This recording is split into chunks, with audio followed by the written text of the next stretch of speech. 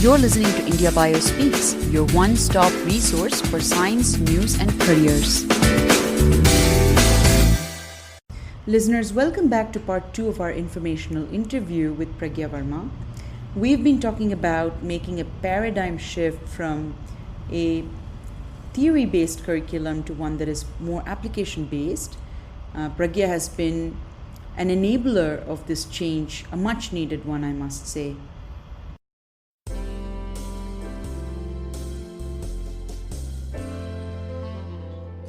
Pragya, this already seems to be aligned with the new education policy that has been, tabled recently. It's quite progressive and forward-looking change compared to, say, when I was in school. Although I must say that I was lucky to have very good teachers. And one particular teacher that I wish to mention is my high school biology teacher, Irene Stella, to whom I owe much of my scientific temper. What she did to me as a teenager is pretty remarkable. She set up reward mechanisms like you're talking about, especially when they did not exist, to think out of the box and to take initiatives to do something that's not particularly required of you. Or even simply recognizing that you're doing this as a student can help nurture and allow that quality in you to grow. Pragya, being in the school ecosystem, I'm sure will have its own rhythm. Can you share what a typical day would look like for you? So my typical day usually starts at 7:30. That's when the school starts, and till 2:30, 2:30 in the afternoon, I'm in the school. I'm exclusively with the kids, teaching them the basic concept of science and biology, and working with all these out-of-box idea projects which have come up. We come up with new ideas. We try and do a lot of experimentations. After 2:30, when the school hours actually finish, some of the students who feel that they should spread out the idea of doing research and doing science at a much more younger age work with me on certain social service, or what we say as community projects, where we try and spread out the idea and do these small experiments and activities in science with kids from villages around the school. So in the present scenario, as we all know, schools have been shut down. Regular classes are happening from 7:30 to 2:30 online. The projects are happening the way they used to. Right now, also everything is happening online through WhatsApp calls or through online portals.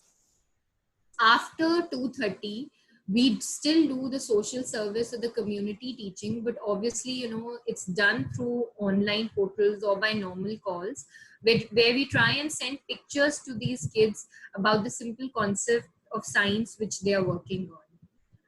After 4:30, when this community service finishes these days, the children are welcome to call me anytime. They are very much open to talk to me about different ideas they have. They are to clear their doubts. So in a class, we all understand that there are a lot of kids who will be at different levels. So they can call me at different time intervals, talk about science, something which is not related to the subject but has intrigued them, something which they are very interested in.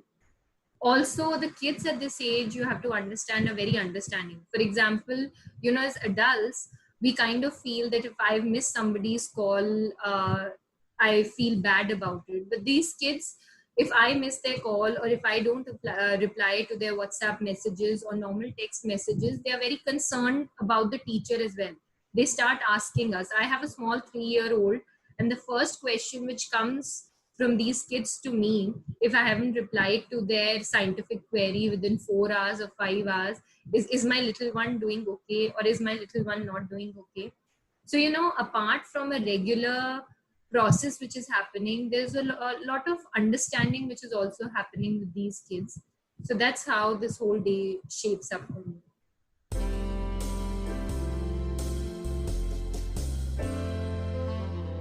Pragya, to someone who is interested in seeking a teaching career, especially teaching in a school curriculum, as someone who has found your footing there, what would be your words of encouragement or words of advice?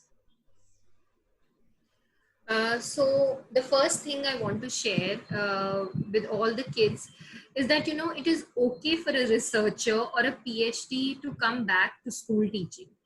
So, it's always consider, a lot of people will consider it as a risk that, we've done a lot of research, and coming back to school, teaching is a completely unconventional and especially not unconventional approach and not accepted in our society.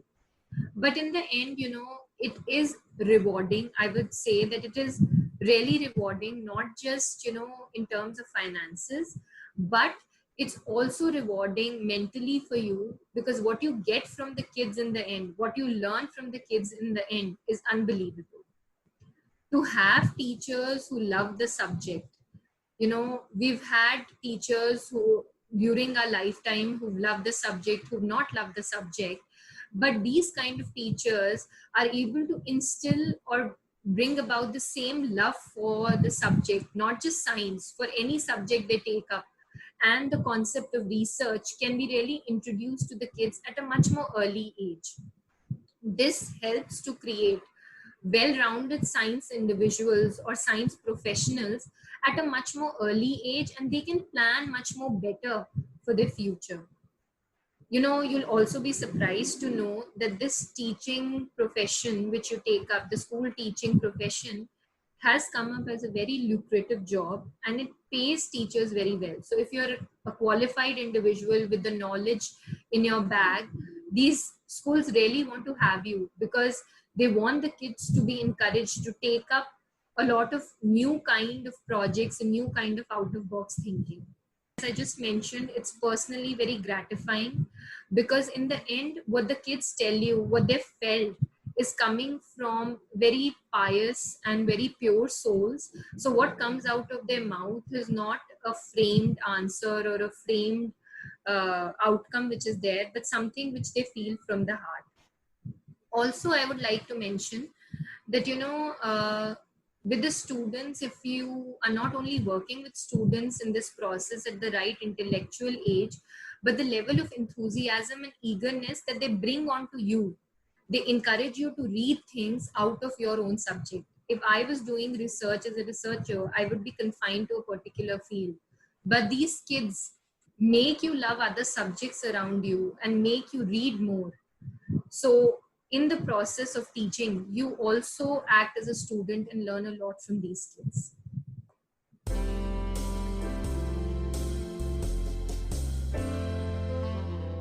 Pragya, I do agree. I think, children at this age have a unique combination of, innocence and intelligence. And that's a beautiful combination for any teacher to work with, because, you can mold them and give them positive direction. So now a young graduate may think that, okay, teaching is a great way to give back. It could even be lucrative. And there are some examples of people who have done this well. Now, what does it take to be a good teacher? What skills does one need? Does one need to cultivate it, or does one need to be natural to be able to teach? What are your thoughts? So Lakshmi, basically regarding the skills which are required with someone who's a PhD or a science graduate, you're already equipped with the entire, your bag is full with all the skills which you need for teaching these kids. You have the right amount of knowledge. You have the ability to be able to apply your knowledge to different fields. Your interest to learn new things is something which has already been inculcated in you during your research years. I'll give you a simple example. When I started teaching in school, in this school system, when I entered, I was basically a bookworm the entire time, and I was a complete introvert. So when I first entered the class, the first thing I felt, how will I deal with these bunch of kids, and how will I interact with them, and how will I be able to talk to them? But these kids actually converted me from being an introvert to an extrovert. They make you speak. They talk to you in a way that you are basically encouraged to answer their questions in such a way that you automatically go into the flow of speaking and trying to give them answers. I remember I used to be so shy during my research presentation. It would be like standing there and presenting in front of so many people, and you would be worried. But with these kids, I'm at ease. And while I'm speaking, they will make me speak more and more. And you're in a 50-minute lecture, or let's say you're in a 30-minute lecture, and you don't even realize that those 30 minutes are actually over.